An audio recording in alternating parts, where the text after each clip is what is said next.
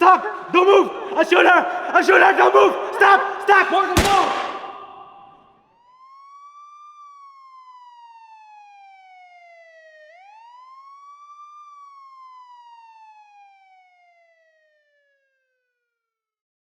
What happened here, Cruz? Happened hours ago. Neighbors reported screaming. When we got here, all we found was the body. No trace of the suspect. No reports from anyone fleeing the scene either. There's also this kid detective. Claims he's your new partner. Another one? Let him in. How long do you give this one? I'm feeling optimistic, so maybe a week. Name's Detective Bradley. Pleasure to meet you, sir. I've read up on your career, and I have to say, I'm a big fan. Especially when You're late. Yes, sir, I had to get What's your impression? blunt weapon, the lock was broken, so maybe a robbery? With this much violence? No, this is personal. Our perp knew the victim, and actually, so did I. What do you mean, sir? This is Andrew Aguilar. I arrested him years back. He beat his wife to death, but somehow, he got off scot-free. Sounds like poetic justice. Just look for the murder weapon.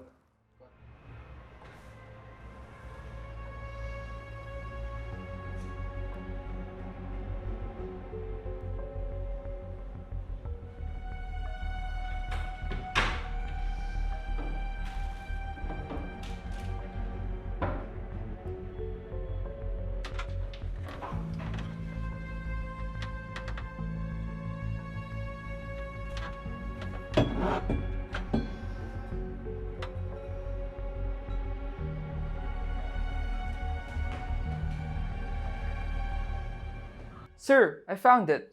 Bradley, why the hell are you not wearing gloves? Cruz, just take the weapon before this idiot tries to spit on it. Let's just take the body to forensics.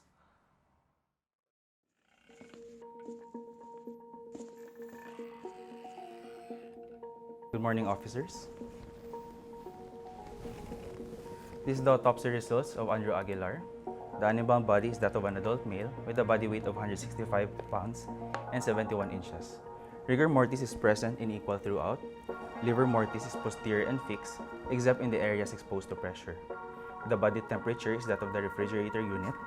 The scalp hair is black in color, short, and distributed normally except in the left temporal area. The irises appear to be brown, the sclerae are normal, and the pupils are dilated. There are multiple contusions found all over the body, the right side of the chest, both sides of the arms, and most significantly, on the left side of the head. These contusions are usually caused by a direct or repetitive compressive force from a blunt object, causing destruction in the underlying tissue and subsequent localized bleeding, forming a hematoma without breaking the skin. The blunt trauma on the left side of the head resulted in the fracture of the pterion, causing the rupture of the middle meningeal artery. This resulted in a subsequent hemorrhage in the brain, causing a traumatic brain injury.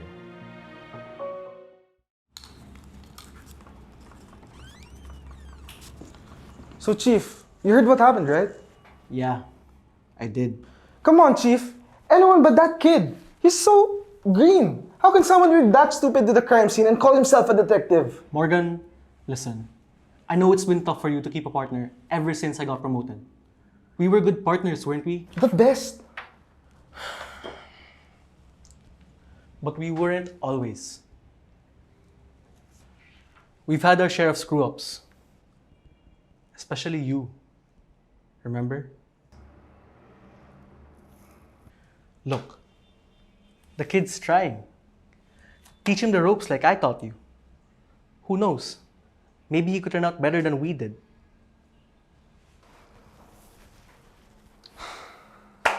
Okay, Chief.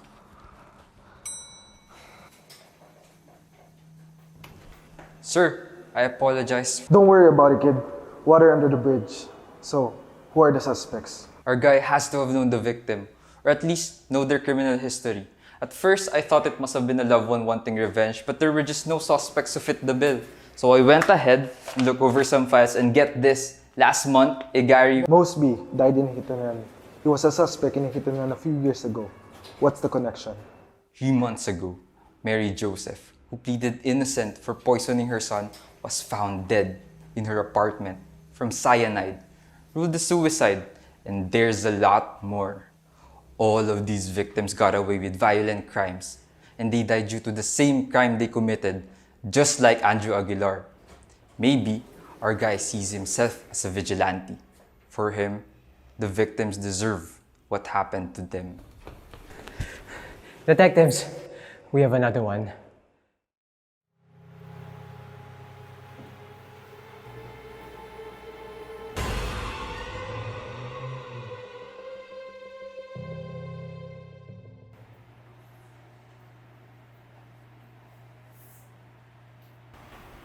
What do we have this time? After opening the restaurant this morning, one of the sous chefs found Isko Abanto lying here in the kitchen. There are 32 stab wounds to the chest. We still don't have a murder weapon, but we noticed that one of the knives here is missing. Have you seen any witnesses or noticed anything unusual? Based on the condition of the body, we estimated that Isko died around 8 a.m. this morning. The restaurant opens at 10 a.m., and so not all of the kitchen staff have arrived yet. But one of the waiters said that they saw Isko in a heated argument with his son Mikey before he left. Do they know what the argument was about? Apparently, Mikey confronted his dad about another sexual harassment case filed by one of their employees. Another? So the victim already harassed an employee before.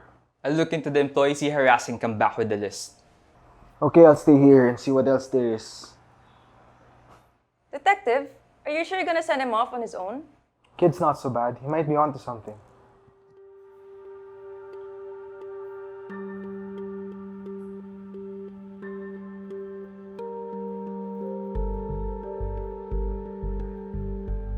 Bingo. We must have scratched off whatever the killer was wearing.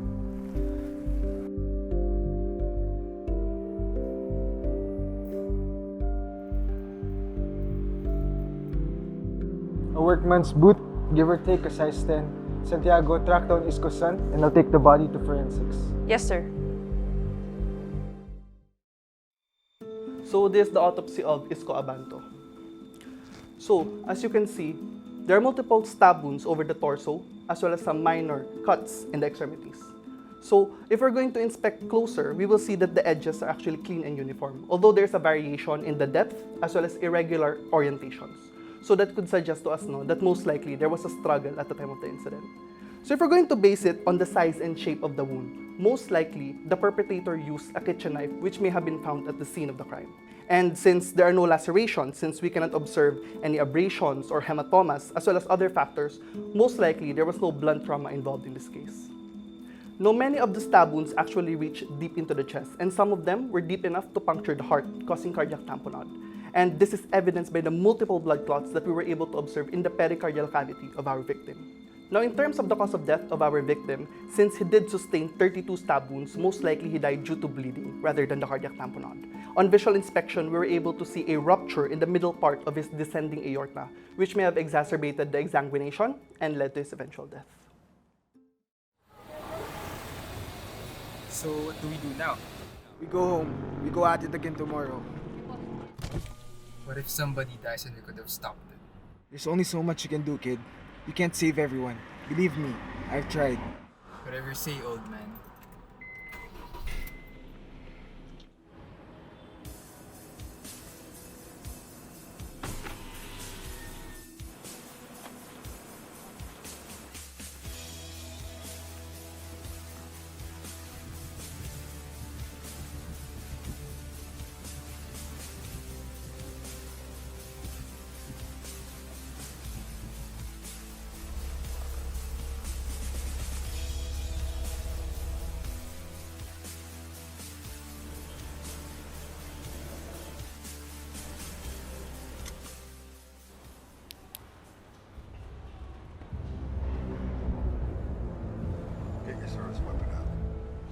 Told you, I read upon your file. Bradley!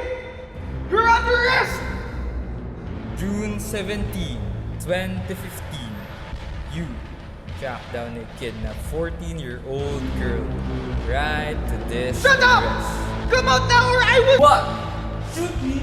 There's only so much you can do. You can't save everyone, but who will save her from you? That was an accident! You killed all those people on purpose! Who the hell are you to judge me? But they weren't people! They were monsters! And none of them ever paid the price! Just like you! Come out now! She was standing right there, afraid, with the gun to her head. But that's not what killed her, right? I thought I had a shot. I wanted to save her. I did too. I wanted to save them all. It's too late for that. But it's not too late for justice.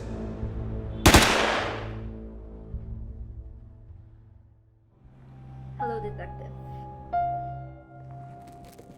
These are the findings of the autopsy. Judging from the location of its entry wound and its neatness, this victim was shot from the front. The hole here is smaller, regular, and circular with contusion color, where the bullet penetrated. Usually, there is evidence of tattooing, but this seems to be a distant gunshot wound with the edges inverted. As compared to the exit wound found at the back, the hole is bigger and irregular with no definite shape. It has an inverted edges wherein there is an absence of tattooing and contusion. As I've mentioned, the victim here was shot from a distance. You can tell from the abrasion rings. You'd think this was caused by the heat or the rotary movement of the bullet, but no. This was caused by the penetration of the bullet to the skin.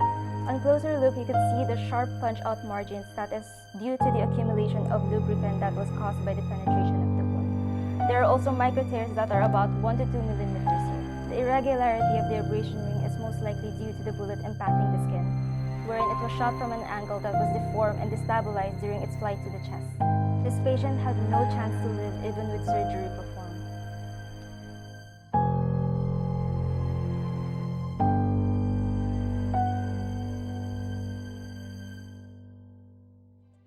Suspect implicated in the killing of Andrew Aguilar and Isko Abanto was finally apprehended by the authorities late last night.